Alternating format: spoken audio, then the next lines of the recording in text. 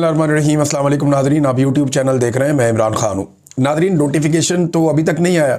अब जब मैं आपसे बात कर रहा हूँ, जो आर्मी चीफ को नया नोटिफिकेशन मिलना था कि 5 साल तक वो कंटिन्यू करेंगे, वो अभी तक नहीं आया। आएगा, कब आएगा, नहीं आएगा, ये बहुत सारी चेमगोइयाँ हो रही हैं। लेकिन एक बात तो बड़ी क्लियर है कि नवाज शरीफ और आसिम मुनीर साहब को आपस में ही सौदा करना पड़ेगा, क्योंकि मेरी दानिश में आसिम मुनीर जैसा जर्नैल नवाज शरीफ साहब को मिलेगा नहीं, जो इस लेवल तक मामलात को ले जाए जहां तक आज तक पाकिस्तान का कोई जर्नैल नहीं ले जा सका। पाकिस्तान में डिक्टेटर्स भी आए हैं, पाकिस्तान के अंदर बड़ी तबाही फिरी रही है, जमहूरियत को बहुत मरतबा अंडरमाइन किया गया, लेकिन इसके बावजूद ये पहली मरतबा पाकिस्तान में कोई ऐसा मिलिट्री जर्नल आया जिसके दौर में ख़वातीन तक के ऊपर हाथ डाला गया, बहुओं, बेटियों और बहनों तक पे हाथ डाला गया। इस लेवल तक आज तक पाकिस्तान की तारीख में कोई जर्नैल नहीं आया था। चादर और चार दीवारी फिर भी महफूज रही थी, चाहे वो ज़ियाउल-हक का दौर हो, चाहे वो किसी का भी दौर हो।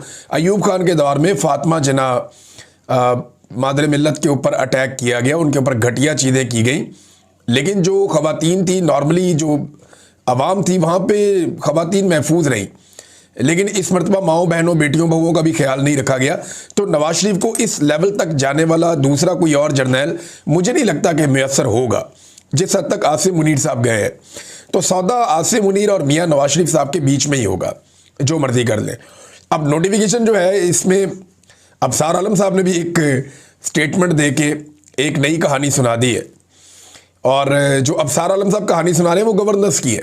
वो मैं आपको बताता हूँ क्या है, लेकिन मेरे ख्याल में वो भी छोटा इशू है। गवर्नेंस पाकिस्तान की मिलिट्री एस्टेब्लिशमेंट यानी फौजी क़यादत या सियासी क़यादत का तो इशू ही नहीं है। इनका इशू पाकिस्तान भी नहीं है।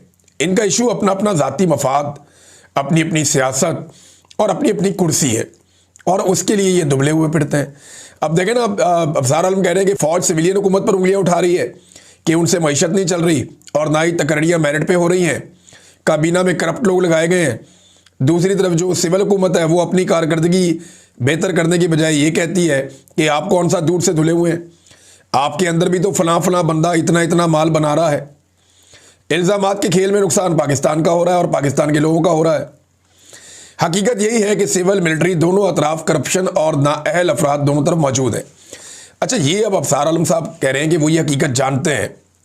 अफसार आलम वो सहाफ़ी हैं जो इस वक्त एस्टेब्लिशमेंट के चहीते हैं और एस्टेब्लिशमेंट की तरफ से उन्हें सत्ते खैर है, और आजकल उनका सर कढ़ाई में है, सारी उंगलियां घी में। तो आजकल तो वो कुछ भी कह सकते हैं, लेकिन उनका ये